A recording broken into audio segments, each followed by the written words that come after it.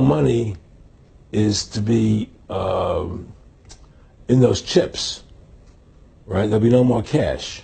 And this is giving me straight from Rockefeller himself. This is what they want to accomplish. And all money will be in your chips.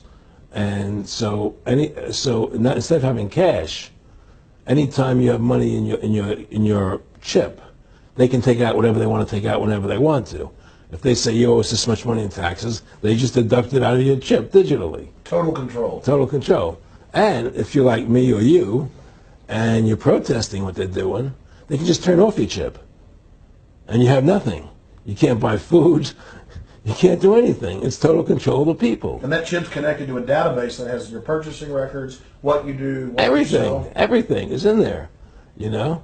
And so they want a one world government controlled by them, everybody being chipped, all your money in those chips, and they control the chips, and they control people. And you become a slave. You become a serf to these people. That's their goal. That's their intentions. Eric, can you be specific about when you met Rockefeller, how it happened in these discussions? I met Rockefeller through a female attorney I knew who called me up one day and said, one of the Rockefellers would like to meet you. I had made a video called Mad as Hell, and he'd seen the video and wanted to meet me and knew I was running for governor of Nevada. So sure, I'd love to meet him. And I met him, and I liked him, and he was a very, very smart man. And we used to talk and share ideas and thoughts. And he's the one who told me 11 months before 9/11 ever happened that there was going to be an event. Never told me what the event was going to be, but there was going to be an event. And out of that event, we were going to invade Afghanistan to run pipelines from the Caspian Sea. We were going to invade Iraq, you know, to take over the oil fields, establish a base in the Middle East, and make it all part of the New World Order. And we'd go after Chavez in Venezuela. And sure enough, later 9/11 happened. And I remember he was telling me how how you're going to see soldiers looking in caves for people in Afghanistan and Pakistan and all these places. And there's going to be this war on terror, which is no real enemy. And the whole thing is a giant hoax, you know, but it's a way for the government to take over the American people. He told you it was going to be a hoax. Oh, yeah. Oh, yeah. There's no question. He says, there's going to be war on terror. And he's just laughing. There's no... Who are we fighting? I mean, why do you think 9/11 happened and then nothing's happened since then? Do you think that our security is so great here that these people who pulled off 9/11, who were able to, can't knock down another plane? Come on, it's ridiculous. 9/11 was done by people in our own government and our own banking system to perpetuate the fear of the American people and to subordinating themselves to anything the government wants them to do. That's what it's about, and to create this war, this endless war on terror. And that's why and that was the first lie. And the next lie was going into Iraq, you know, to get Saddam Hussein out with his weapons of mass destruction. That was the next lie. Now, specifically, this was a little over 6 years ago? This was... 11 months before 9/11. Yeah. And Nick Rockefeller, he's a lawyer, he's become your friend over the previous years, and he's saying to you that there's going to be this big event, and then out of that we're going to have a war on terror, and it's just going to go on and on. Right. An endless war on terror without any real enemy. That you can never, so you can never define a winner. And did he say that it's going to be perfect because you can't define an enemy, it just goes on and on? Yeah, because you can't define a winner. There's no one to beat, so it goes on and on forever. And they can do whatever they want. They scare the hell out of the American public. Look, this whole war on terror is a fraud. It's a farce. It's very difficult to say it out loud because people are intimidated against saying it. Because if you say it, they want to make you into a nutcase. But the truth has to come out. That's why I'm doing this interview. The fact of the matter happens to be that the whole war on terror is a fraud. It's a farce. Yeah, there's a war going on in Iraq because we invaded Iraq. And people over there fighting, you know. But the war on terror, that's a joke, you know. And until we discover what really happened on 9/11 and who was responsible for 9/11, because that's where the war on terror emanates from. That's where it comes from. It was 9/11 that allowed this war on terror to begin. And until we get to the bottom root of 9/11, the truth of 9/11, we'll never know about the war on terror.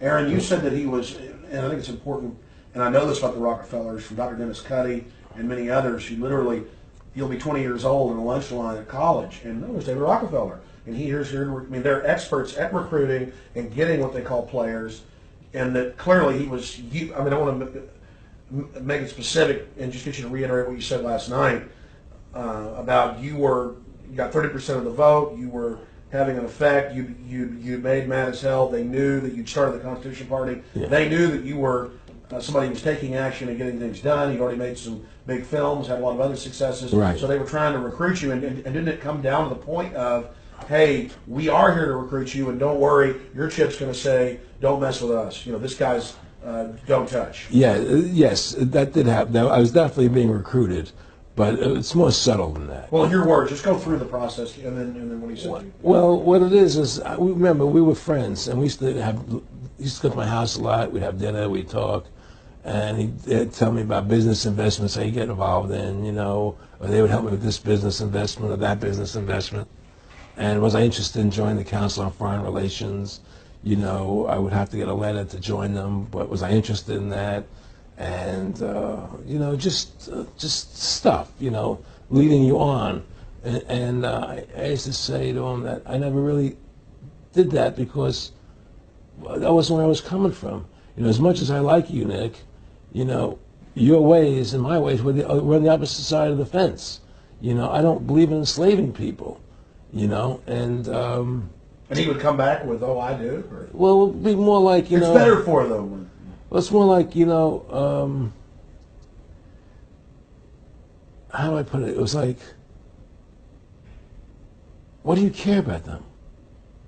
What do you care about those people? What difference does it make to you? Take care of your own life. Do the best you can for you and your family.